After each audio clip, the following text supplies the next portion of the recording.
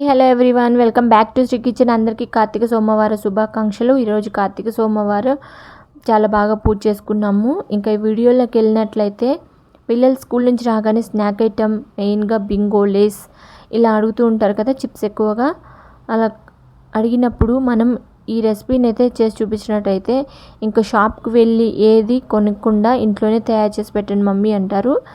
అదే అండి మన potato sticks and potato balls అయితే ఈరోజు మీకు చూపించబోతున్నాను. దీనికోసం అయితే 1/2 kg వరకు పొటాటో తీసుకొని కుక్కర్లో వేసి 2 విజిల్స్ వచ్చే వరకు ఉంచి ఆవిరి తీసేసిన తర్వాత ఇలా చిల్లుల బుట్టల్లోనికి వేసుకోవాలి పొటాటో ముక్కల్ని.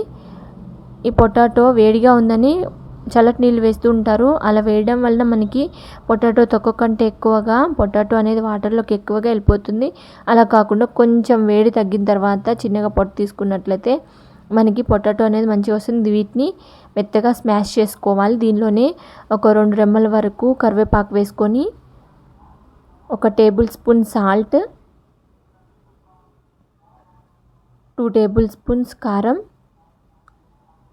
ఒక 1/2 టేబుల్ స్పూన్ జీరా పౌడర్, ఇంకా 1 టేబుల్ స్పూన్ వరకు కార్న్ ఫ్లోర్ వేసుకుంటున్నాను.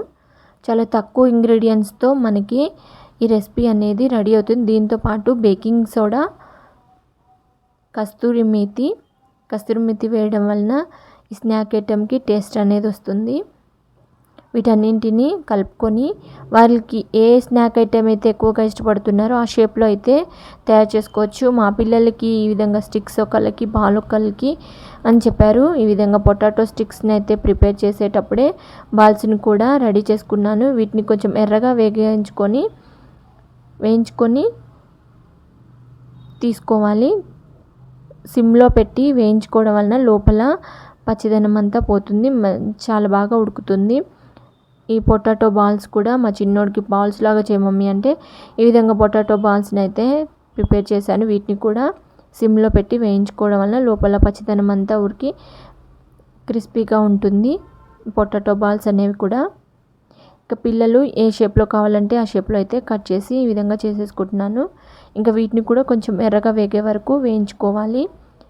ఇలా వేయించుకున్న వాటిని ఒక సర్వింగ్ బౌల్లోకి తీసుకొని డెకరేషన్ చేసి వాళ్ళకి ఇష్టమైన కచప్ కానీ జామ్ కానీ వీటిలో ఎక్కువగా తింటూ ఉంటారు కదా, లేదంటే ఈ విధంగా తిన్నా కూడా చాలా టేస్టీగా ఉన్నాయి. వీటిని అయితే చాలా ఇష్టంగా తింటారు. ఒకసారి అయితే ట్రై చేసి చూడండి ఫ్రెండ్స్. మా పిల్లలకైతే ఇలా కచప్లా పెట్టించాను, చాలా ఇష్టంగా తిన్నారు. ఇంకా మా వారు కూడా చాలా బాగున్నాయి అని చెప్పారు. ఇంకా మా పిల్లలకి చాలా బాగా నచ్చేసినట్లున్నాయి. వితిన్ 5 minutesలో ఆ ప్లేట్ అంతా ఖాళీ చేసేసారు. మీరు కూడా ట్రై చేయండి ఫ్రెండ్స్. ఈ వీడియో నచ్చినట్టయితే లైక్ చేయండి. Please subscribe my channel, watch my video, share with your friends and family members. Thank you.